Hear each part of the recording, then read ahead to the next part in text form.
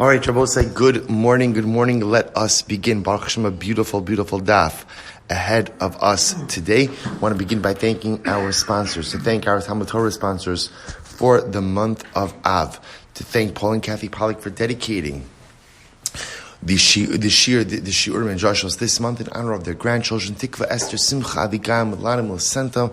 May they grow up to become the best version of themselves. To thank our week of learning sponsors, Bill and Raizy Eskin, Lezecher nishmas, Bill's father, Mordechai Ben Dovid and Raizy's mother, Tzvyah Bas Moshe Aron.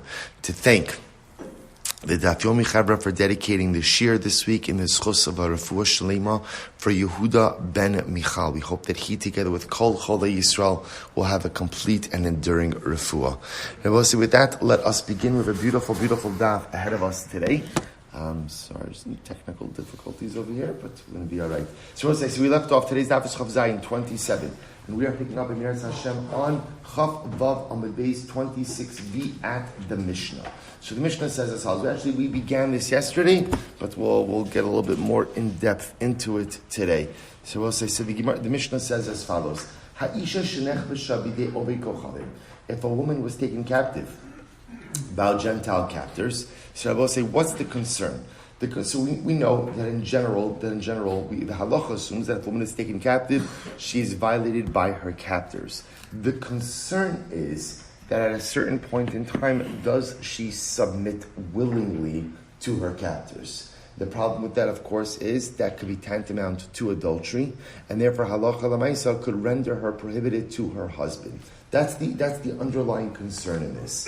So the Gemara says, it depends why she was taken. The Mishnah says, if at the end of the day she was taken captive for financial reasons, to extort money, then she is mutara, she is permitted to her husband, because the assumption is that if she is kidnapped because of monetary purposes, her captors will not abuse her.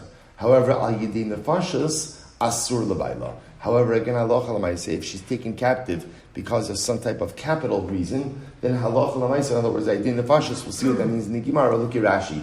Rashi says over here, first of all, Rashi says, "Ayidei mamon mutaris labayla demisarsi demirasisi lahafsid mamon ve'inam afkirin osa." Because they're concerned, the captors could be concerned that halacha l'maisa, if they abuse her, that they'll lose the ability to collect the money. Therefore, they don't abuse her. However, ayidei nefashos, Rashi says, shaisini donis lamos. So Rashi here explains that nefashos means, let's say she was judged to die. Let's say she was taken captive either because of a capital offense that she had committed or because of what her husband had committed. Therefore, halacha l'maisa, there's no concern about abusing her, and therefore we have to assume that she was violated. And then again, over time, the concern is that halacha l'maisa, she may have submitted willingly. Therefore, again, asur labayla, she becomes prohibited to her husband. So let's qualify this halacha. Amar Rav Shmuel bar Rav Yitzchak Amar Rav, lo shanu ela. They will say, when do we say that if she's taken captive for monetary purposes, that we could assume that her captives did not abuse her? That's in a situation where literally Yad Yisrael Tekifa, the hand of the Jewish people, is strong. In other words, we're talking about a situation where people respect the Jewish people. However, Abayad Ovdei Kochavim Tekifa. But if halacha l'maisa, again, Rashi says over here, Shiyad Yisrael Tekifa ala Ovdei Kochavim, v'yireim laso shelo kedim, shema yafsidu mamonam. That is supposed to be a fascinating qualification. So Rav essentially says, when do we assume that if a woman is taken captive for monetary purposes, that she's not abused by her captors? That's only where there is some element of fear that the Gentile captors have from the Jews, or of the Jews, I should say. But halacha l'maisa, if you have a situation of ayat ovdei kochavim tekifa al atzman, but if ultimately, again, the Gentile captors have no fear of the Jews, in other words, the Gentile population is in absolute control, then afilu al yedei mammon asur labayla. Then in that case, halacha l'maisa, even if she's taken captive because of monetary purposes, we assume that her captors abused her. Fascinating distinction. So Rava raised the question. Hey, Rabbi Yossi HaKohen, Rabbi Zechariah ben Akasav. So Rabbi Yossi HaKohen, Rabbi Zechariah ben Akasav both testified. Abbas Yisrael shahorahana ba'ashkelon. or Shehorhana ba'Ashkelon. Now, both say, what does Horhana mean? Rashi says, Nismashkina. Now, this is actually an interesting case of a Jewish woman seized as collateral. So I will say, it appears that what happened over here is someone collateralized this woman. So what ended up happening over here is whoever it was that collateralized her defaulted on the loan, and she was literally seized. This Jewish woman was seized as collateral. So what's the Gemara says? So that's the story. She was seized in Ashkelon, Berichakuha b'nei mishpachta, and ultimately, again, her family distanced themselves from her. They distanced themselves from her. Now I will say that, and at the end of the day, this appears. If you look at Rashi over here, actually not yet. So the idea over here is, now why did they distance themselves from her? They distanced themselves because they assumed that halacha l'maisa, she was violated by her captors, and again had this concern that perhaps she submitted willingly. Now what happened? Another part of the story. And now she had witnesses who testified that she was never alone with her captors, and therefore, again, by extension, was never violated by her captors. Now the Chacham said to the family,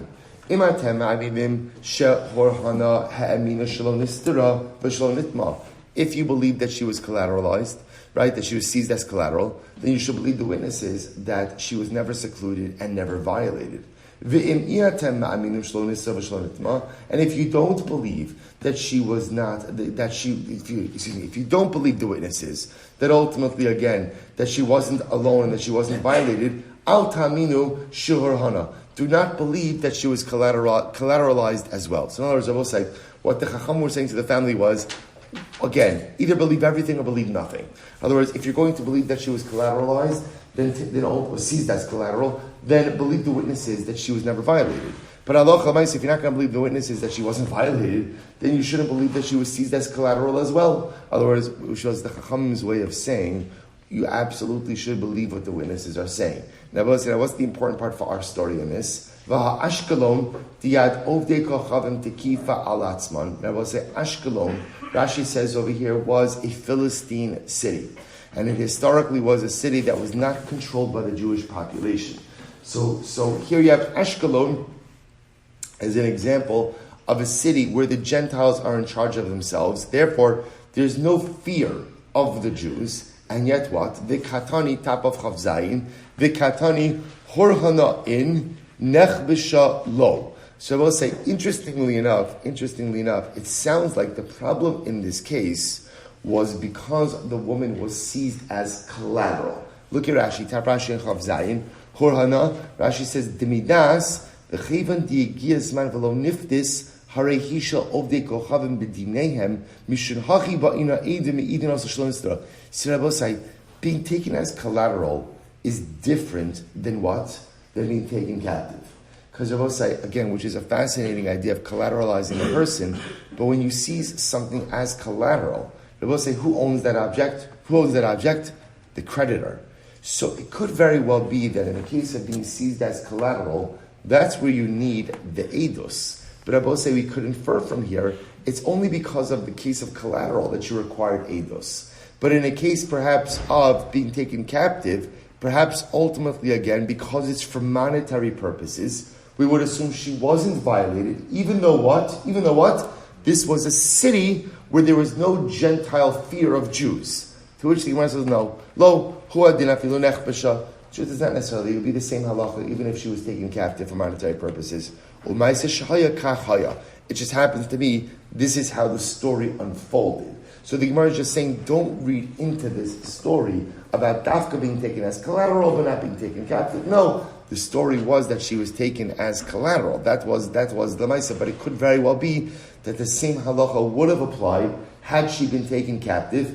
And I will say, therefore, this proves Rav, or it doesn't disprove Rav's assertion, which is that when the Mishnah says that if a woman is taken captive because of monetary issues, that we assume that she was not violated by her captors. When is that? Only in a situation where the Gentile captors were fearful of the Jews. In other words, there was some level of Jewish autonomy in that area.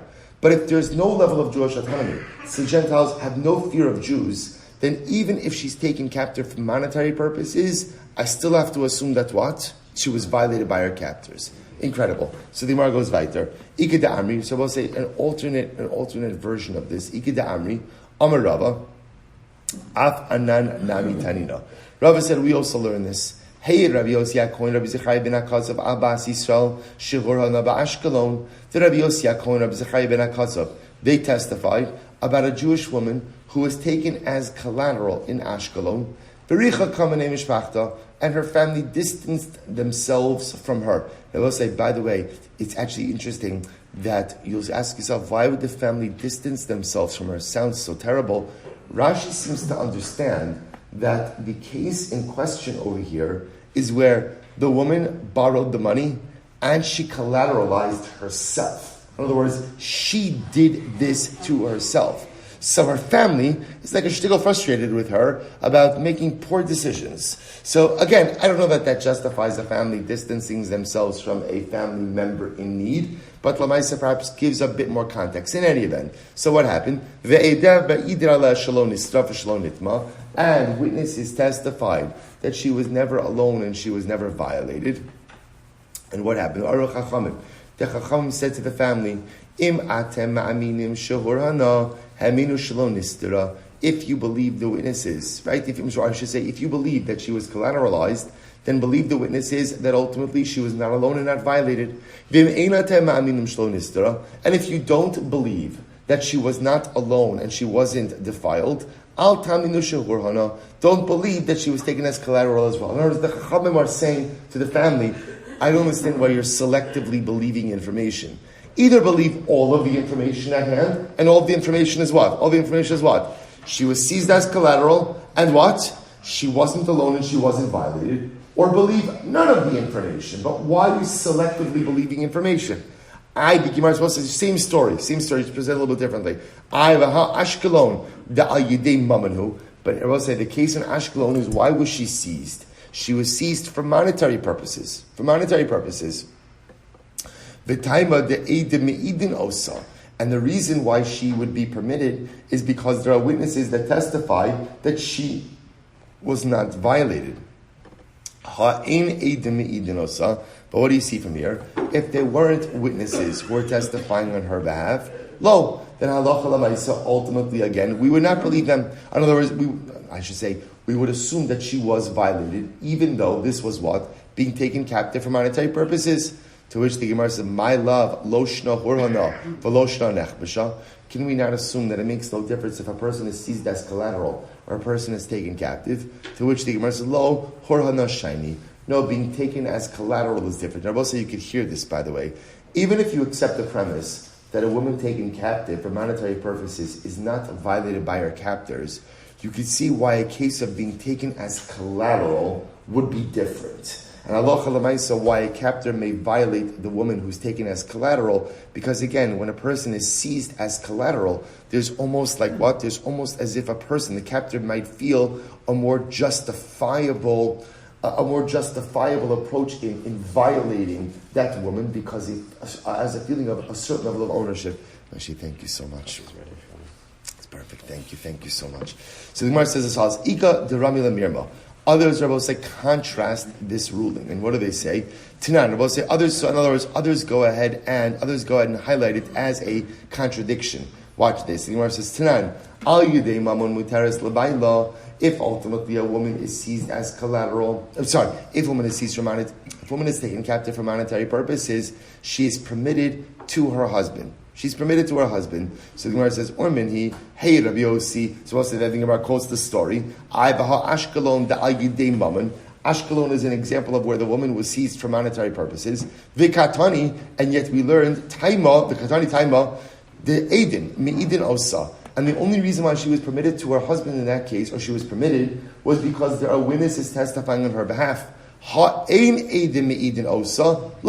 If there were not witnesses testifying on her behalf, ultimately again she would not be permitted. Umishani amrav shol barav bar Yisrael kasha kan shiyad yisrael tekifa al yidei obdei gochavim kad shiyad obdei gochavim tekifa al atzma. And I will say one of the ways in which we resolve that is that halacha l'maisa, One case is talking about a situation where Jews are in control, and one is talking about where Gentiles are in control. So Rabbosai, bottom line, here's what comes out. If we bring this all together, it appears that the Gemara does in fact accept the qualification of Rav. So here's what we have, if we just condense it all together, is the Mishnah makes a statement. What was the statement of the Mishnah? If a woman is taken captive by Gentile captors for monetary purposes, let's define by that. What does monetary purposes mean? What does monetary purposes mean? There might be something on the Zoom side. I'm sorry, I didn't know how to change it. Right, what does monetary purposes mean?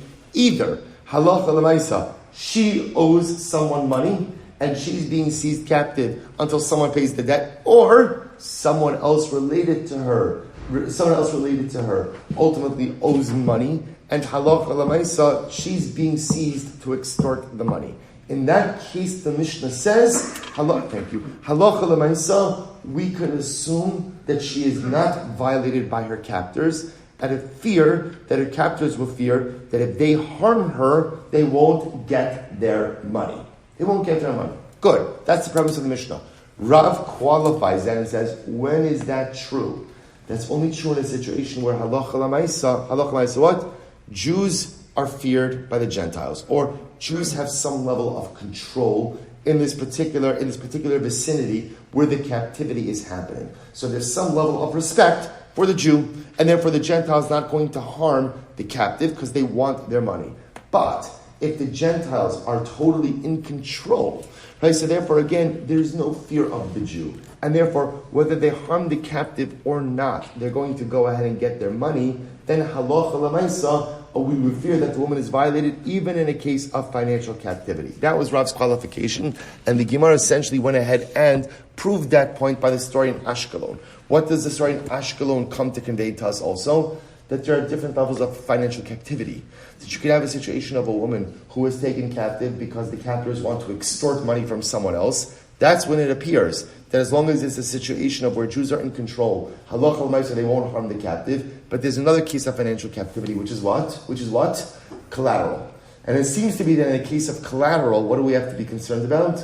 That the woman would be violated. Because since in the case of collateral, the person who's seizing the collateral, i.e. the creditor, feels a certain sense of ownership and entitlement to the collateral, then in that case, even if Yad Yisrael Tekifa, perhaps she was violated. Okay, incredible Gemara. So let's go back there. Aidi Nefashas Asura. The Rabbi say now, remember again, the Mishnah went ahead and added something different, or the Mishnah added something additional, which is that if she is seized because of capital purpose, in other words, Rabbi say, this is either because halacha l'maisa, we're going to see, let's say she killed someone and therefore was sentenced to death, or someone close to her killed someone and was sentenced to death, and she was seized as a result of that. In that situation, we assume that her captors violate her. Rashi explains, Amarav kegon noshe ganvi. So this is very interesting. Rav says, for example, the wives of thieves. If you look at Rashi says over Hani Rashi Ganvi, Shebalei Nitlin, V'derach Hamalchus Lahafkir Beisam U'Nesheim.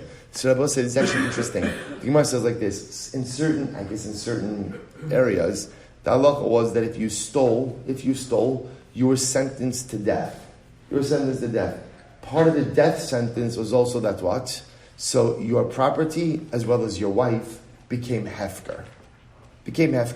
So in a situation like that, halacha l'maisa, the wife of a thief, the wife essentially becomes hefker. So someone takes her captive. Again, then you have to assume that she was violated, because halacha l'maisa, there are no repercussions for doing anything to her. So the Gemara goes right to the Gemara. V'levi Amar kigon ishto shel ben donoi. An example of this is like the wife of Ben Donoi. Who's Ben Donoi? Rashi says Rotzeach haya. He was a murderer. Ve'elazar shmo, apparently a Jewish murderer named Elazar Ben Donoi. So we'll say this is just a bit of a machlokes over here. So Rav says that generally thieves were sentenced to death and their wives and property made hefker. So it comes along Levi, and Levi says, no, not thieves, murderers. So the murder, when a person was accused of murder, their estate was made hefker and the wife was made hefker. So we'll say, they're agreeing on the premise. The idea over here is in a situation where someone committed the type of crime where their estate and their spouse was made hefker. If a woman was seized in that type of situation, you have to assume that she was violated by her captors. Amar Chizkiah, v'hu nigmar dino laharigo. Dino laharigo. Chizkiah says, but this is only for the husband's sentence. If the husband was actually sentenced, right? He was actually sentenced by a court. Rabbi Yochanan Amar, Afal Pisha Lo Nigmar Dina Lahari. Rabbi Yochanan says, no, even if they were not officially sentenced, people still treated their wives and their property like hefker. Okay? Well, it's incredible. That's the sugya. Says the Mishnah. So we'll see now we come to another fascinating sugya here. Ir Shekav Shua Karkum. So we'll see, here's the situation. You have a city that is surrounded by a siege. Look at Rashi. Karkum Matzor. Matzor, a city surrounded by a siege. I'll just point out, by the way, we're reading these cases as just halachic cases, but again, it's also the timing of it is incredible that we read these cases during the 9 days, where when we go through the kinnis on Tisha B'Av, we'll see so much of these type of circumstances reflected in our historical reality about situations like this, right? Lagvakela sayinu, right? So we'll say ultimately again a Klal Yisrael being disrespected, Klal Yisrael, men, women, children being treated like chattel, being treated like property. This was a reality of our historical experience. We're reading it again, just as a Mishnah and a Gemara, but it's never a coincidence. The timing that we learn these sugyas as well. So the Mishnah says as follows: She'ir shekav shua karkum. So now you have a city that is surrounded by a siege. So what's the halacha? Kol kohanos shenimtzu b'socham psulos.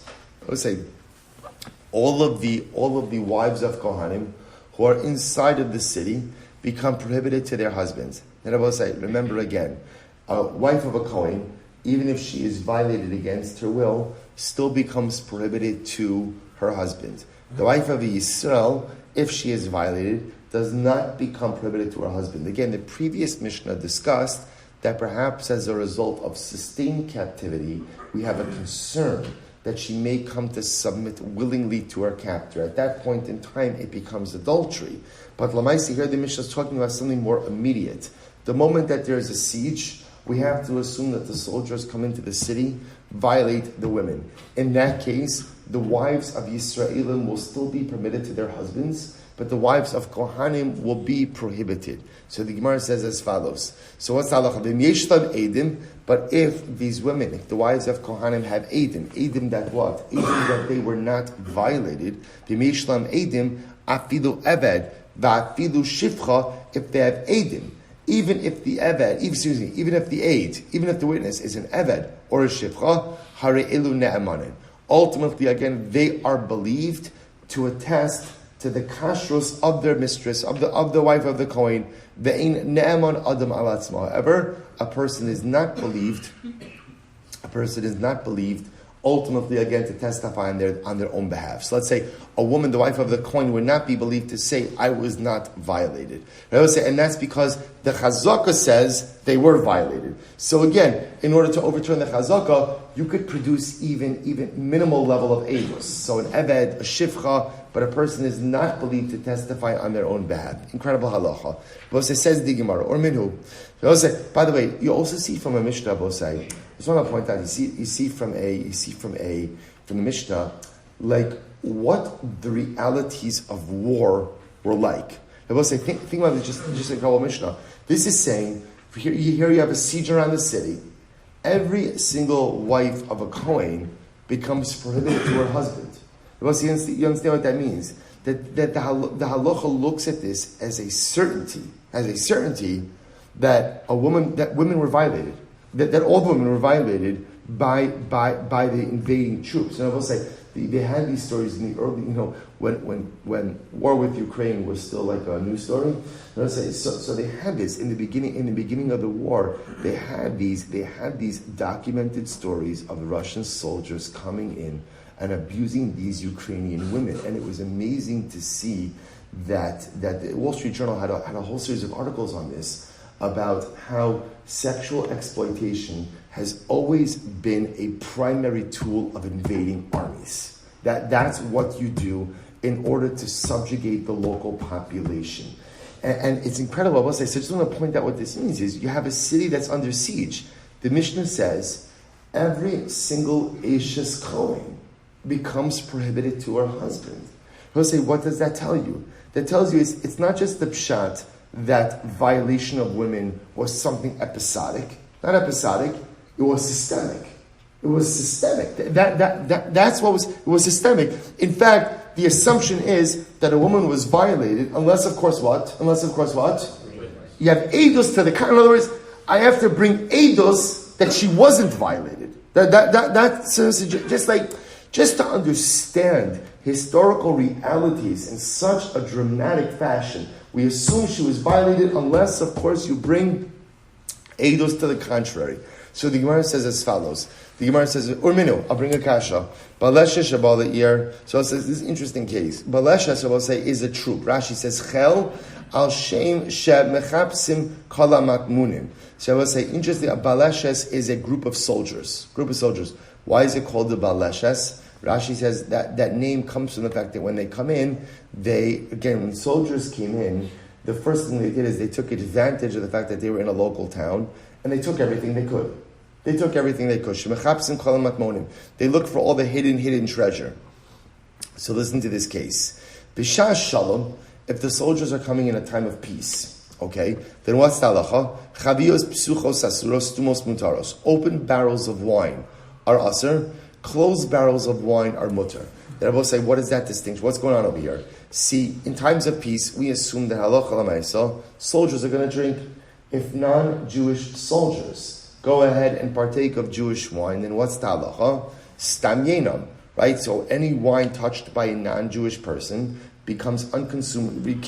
Cannot be consumed by a Jew. So we assume if it's times of peace, any open barrels, the soldiers will help themselves to, but they won't open up closed barrels. That's what we assume. So therefore, open barrels are prohibited, closed barrels are permitted. However, the Gemara says, besides, b'shas milchama, if the soldiers come in during times of war, elu ve'elu mutaros, lefi she'in p'nai l'nasech. But I will say, if it's a time of war, then what? Then halacha l'maisa, all the barrels everything is permitted. Why? Because we assume that since it's a time of war, the soldiers are preoccupied with fighting battles, and therefore don't have time to drink. But I will say, but based on that, why don't we make the same distinction by violating women as well, right? And why don't we say again, maybe if it's a time of peace, I understand that they'd be violating, but if it's a time of war, the soldiers are preoccupied with fighting war and don't have time to violate women. It will say it's incredible. Amar Mari, live all yesh pinai, l'nasech ein pinai. I will say the Gemara answers something so dramatic in terms of human nature. The truth is, in a time of war, they don't have time to offer up libations to their gods. So there's no fear of avodah zarah. But in times of war, they still have time to violate women. In other words, we'll say it's such.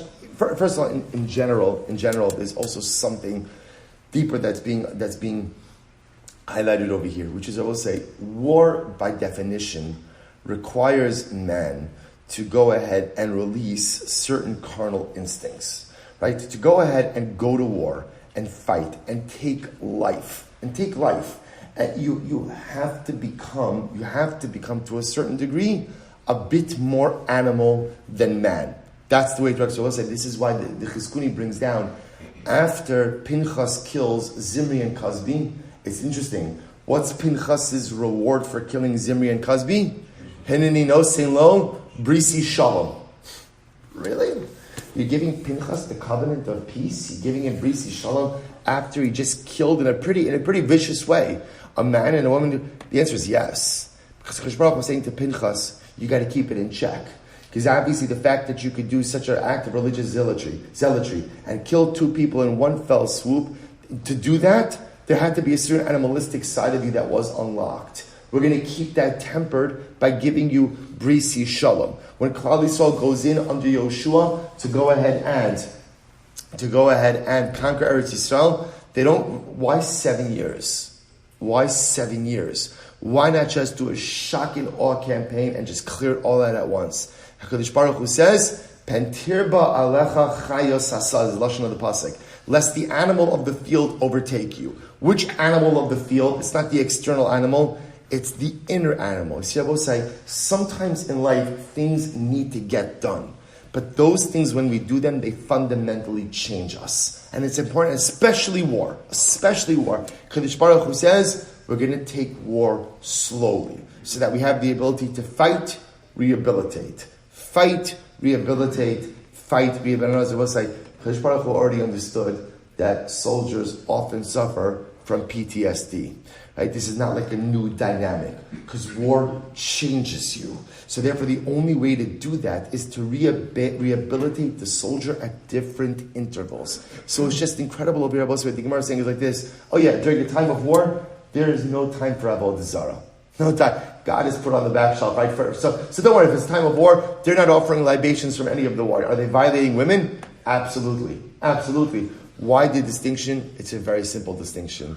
Because the same animal that's released to kill could often be the same animal that is released to ravage the local female population. It's the same animal. That's why, unfortunately, again, you often see in war situations these same type of atrocities committed against women. It's not an accident.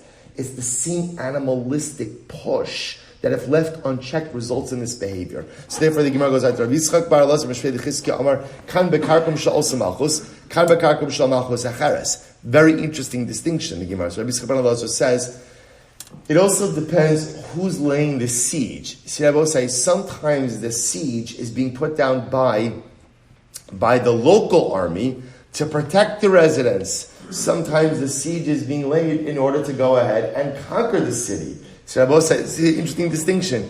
If it's the local army that's laying siege, so to speak, to protect the residents, then we could assume that they're not violating anyone. However, if it's an invading army, that's when we have to assume that they are violating the women. Rashi says, Karkom shal also malchus, vein rotz lahashkes as b'nei ha'ir. Ukishikovish ira samach l'mshalto shomeres shomra v'hi lo lemas. Oved. Okay, so the Gemara is like this. The Gemara says, fine. So the Gemara says, One second. Even Rabbi said, let's say it's the local army coming to protect the residents. Do we not assume that still some soldier from the local army, from the quote-unquote friendly army, is still going to take liberties with the local women? To which the Gemara says, no, it's a situation where halacha l'maisa, the army, the local army, the friendly army, so to speak, has set up guard posts, and each guard station sees the other. So even the soldiers can't get into the city to harm the local population. To which the Gemara says, come on. So the Gemara says,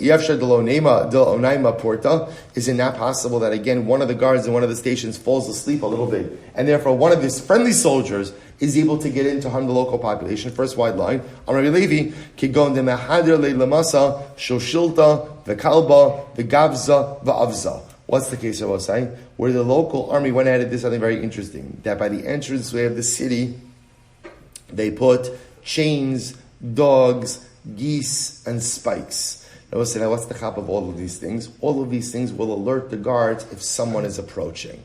So the Gemara is just pointing out over here that there is an exception to this rule. Right? This is like Talmudic home security. Right? So dogs, spikes, chains, geese. Okay, so the Gemara says this. So therefore, again, that would be a situation where they could ensure that no one was entering the city. Rabbi Yehuda and the Rabbanan argued on this. Chad Amar kan bekarkom shal osa malchus, kan bekarkom shal malchus acheres. So I will say again, you can make a distinction. You can make a distinction between if the besieging army is a friendly army or an adversarial army. If it's a friendly army, then you could assume they are not violating the local population.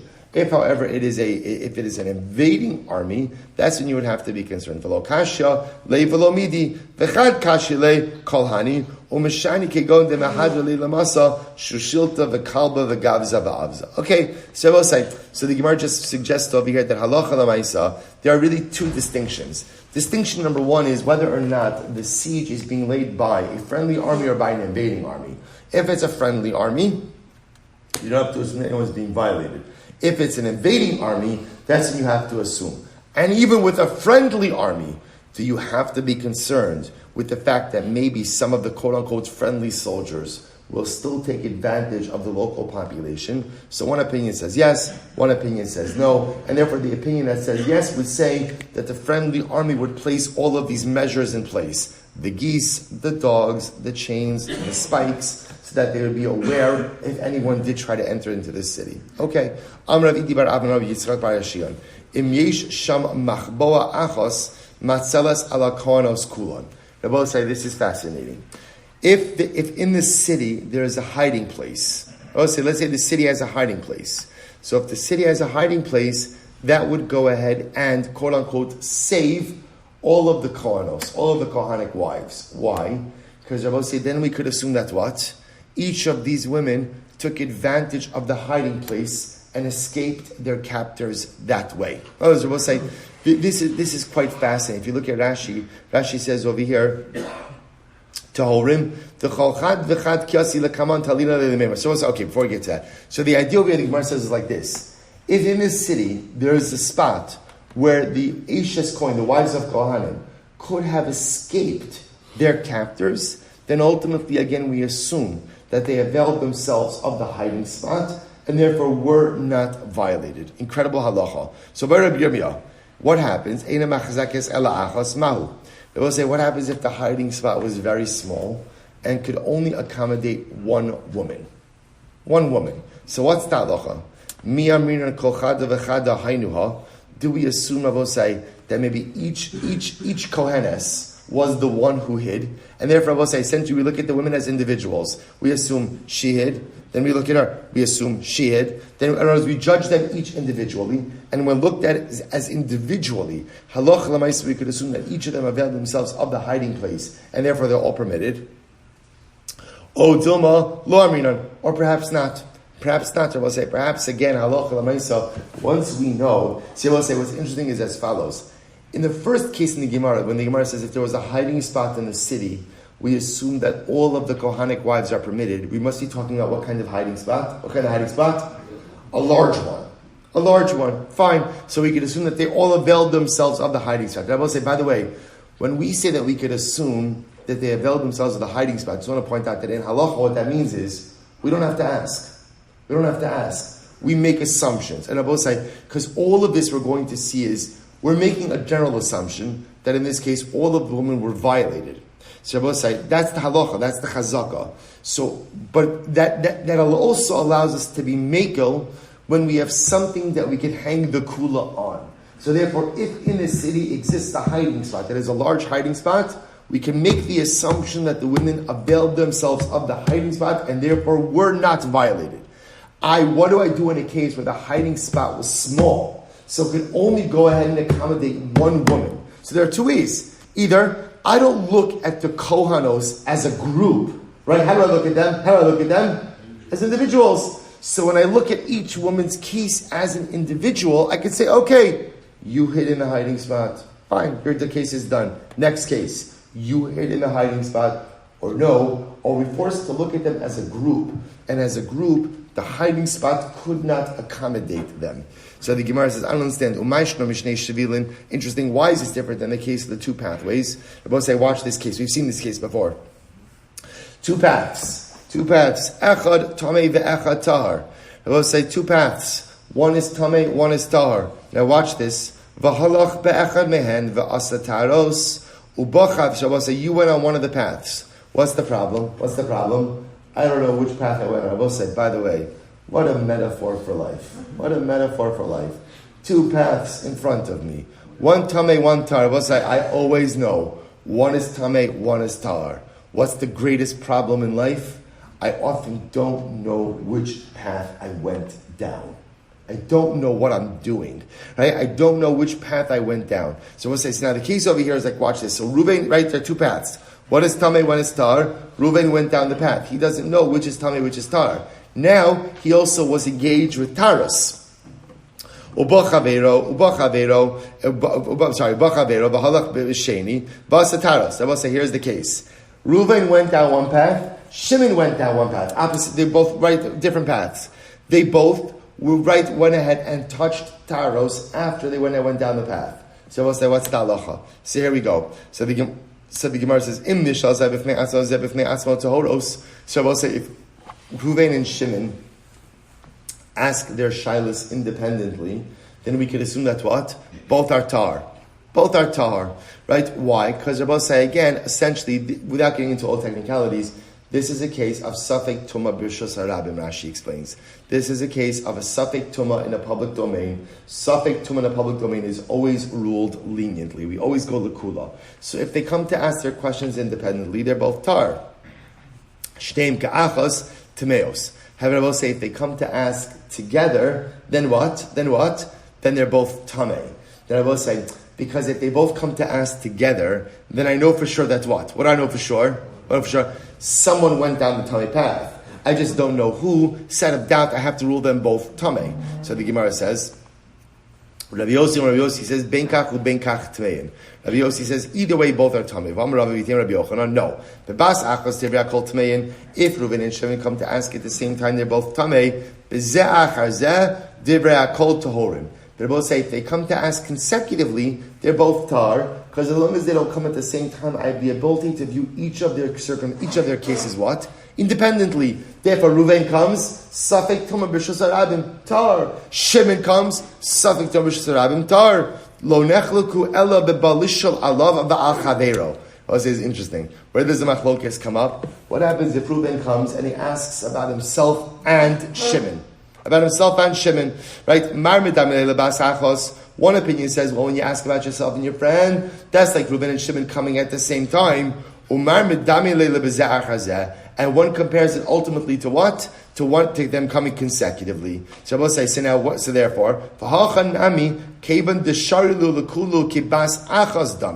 will say, or maybe so in this case, so let's come back here. So here we go, I will say. Here we go. There's the city. The city was besieged by an invading army. There's a hiding spot. There's a hiding spot in the city. Problem is the hiding spot only has room for one person. So Rabbi say, how do we view this case? Do we look at this as a case of where each woman is coming to ask her about her status consecutively, one after the other? And if they come one after the other, then what? Then what? How do I look at that? They're all tar. They're all tar. Or do I look at it as if they're coming to ask this shayla what? The basachos. They're coming as a group. And if they're coming as a group, Rabbi will say, what has to be the psak? What has to be the psak? Tamein. No different than if Reuven and Shimon went down the two paths and came to ask simultaneously, that we would rule them tamei. To which the Gemara says, so Umar medamei v'zachazeh v'achanami kevan deshar lukuluki basachas dami. To which the Gemara says, maybe not. Hachi hashta hasam vadaika tuma hacham miyemar ditmi. Rabbi said the Gemara says something absolutely startling. The comparison is not fair. See, Rabbi, I'll tell you why. In the case of Reuven and Shimon, Rabbi say, in the two paths, I know that what. There is definitely tuma. See, Rabbi say, I know one path is tamei, one path is not tamei. One path is tamei, one path is not tamei. See, Rabbi say, so therefore again, halacha l'maisa. It's just a question of which path is which. So in that case, it's vaday tuma. Rabbi say, in this case of the city besieged, is there vaday tuma? Was the woman definitely violated? We'll say, the truth is, the chazaka is that she was violated. But is it definitive? It's not definitive. There's always a piece of us that says maybe she wasn't violated.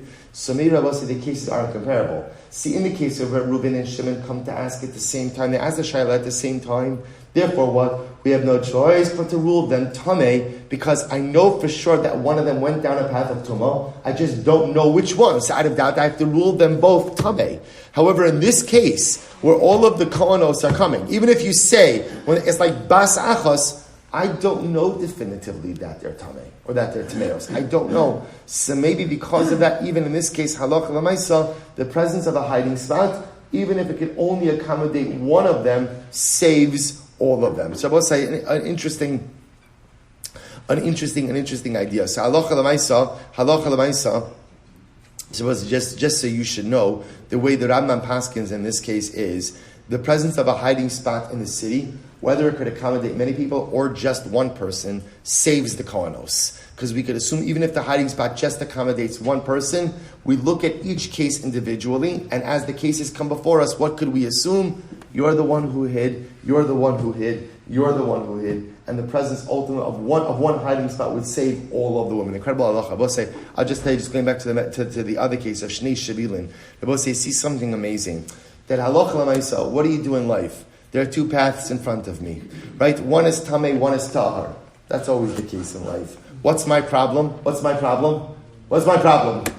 I'm not, in general, that's a longer answer, right? What's my problem? I don't know which path is tamei, I don't know which path is tahar. So Rabbosai, what's the halacha? What do you do? What do you do? So Rabbosai, what do you do? Im nishal. The answer is, if you don't know, ask. If you don't know, ask. Or if you don't know if the path that you're going down in life is the right one or not. So find someone who you have confidence. We have a mission of Asei L'Charav. We'll say the concept of Asei L'Charav, make for yourself a Rebbe, doesn't just have to mean someone who's a Rebbe.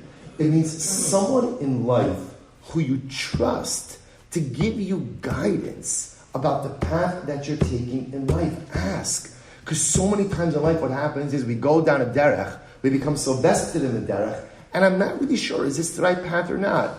But I'm also not brave enough to ask. I'm not willing to make myself vulnerable enough to ask, whether it's a Rav, a Rebbe, or a confidant, or someone else who I look to say, you know what? Is this the right path? Is this the right path in life? But if you don't ask, a person could continue life thinking that they're going down the path of Tara, when in fact, chas v'shalom, it is the path of Tumah. Im nishal, if you don't ask, if you don't find someone in life whose guidance and wisdom you respect, and you don't find the courage to make yourself vulnerable enough to ask if the derech you're going down in life is the correct one, you run the risk of spending 120 years on the wrong derech. Incredible Gemara. So the Gemara goes weiter. So the Gemara says as follows. So the Gemara says, good.